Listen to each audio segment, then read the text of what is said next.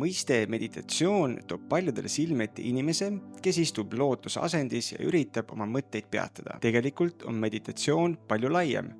See tähendab teadlikku tähelepanu suunamist. Seda saab teha hingamist jälgides, mantrat korrates, looduses kõndides või isegi igapäevatoiminguid tehes. Meditatsiooni on praktiseeritud tuhandeid aastaid. Idamaades, eriti Indias ja Hiinas, kujunesid välja erinevad koolkonnad. Näiteks budistlik ja taoistlik meditatsioon. Aga sarnaseid praktikaid leiab ka Vana-Kreekast ja kristlikust traditsioonist, näiteks kloostrites. See pole kunagi olnud ainult religioosne, vaid pigem inimese viis jõuda tasakaalu ja selguse juurde. Tänapäeval on meditatsioon jõudnud ka massidesse.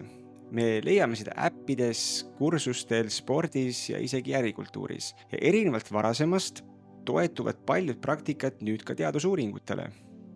Meie aju on sisuliselt sama, mis 10 000 aastaid tagasi, aga keskkond on muutunud drastiliselt. Info üleküllus, pidev müra ja stimulatsioon. Meditatsioon toimib justkui vastukaaluna, aidates meie närvisüsteemil rahuneda ja taastuda. Teadus on näidanud, et meditatsioon muudab ajulainete mustrit ja aktiveerib erinevaid piirkondi. Alfalained muutuvad tugevamaks. Need on seotud lõdvestuse ja rahuloluga. Sügavamates seisundites aktiveeruvad ka teetalained, mis seostuvad sügava lõdvestuse, visualiseerimise ja sisekaemusega. Väheneb beetalainete aktiivsus, mis on seotud aktiivse mõtlemise ja ärevusega. Funktsionaalsed MRT uuringud näitavad, et rahulik tähelepanu suurendab aktiivsust prefrontaalses ajukoores. See on seotud keskendumise ja enesekontrolliga. Samal ajal väheneb aktiivsus amügdalas, mis tegeleb hirmu ja stressireaktsioonidega. Pikaajalistel praktiseerijatel on täheldatud ka hallolluse suurenemist ajupiirkondades, mis vastutavad mälu, õppimise ja emotsionaalse regulatsiooni eest. Ehk lihtsustatult, meditatsioon õpetab aju stressi nii-öelda välja lülitama ja tugevdab rahu ja tasakaalu eest vastutavate ajulainete tööd. Mis on mindfulnessiga seotud peamised väärarusaamed? Number 1. Ma ei suuda mõtteid peatada.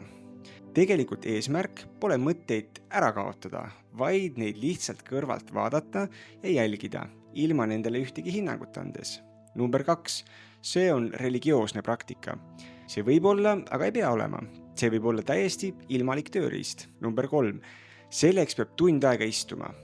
Tegelikult piisab alguses 5–10 minutist päevas. Meditatsioonil on palju tõestatud mõjusid. Stressi ja ärevuse vähenemine, vererõhu alanemine ja parem uni, parem keskendumine ja mälu, tugevam immuunsus, emotsionaalse stabiilsuse kasv ja depressiooni sümptomite leevenemine. Kuidas siis alustada? Leia vaikne koht ja alusta kas või mõnest minutist. Keskendu hingamisele.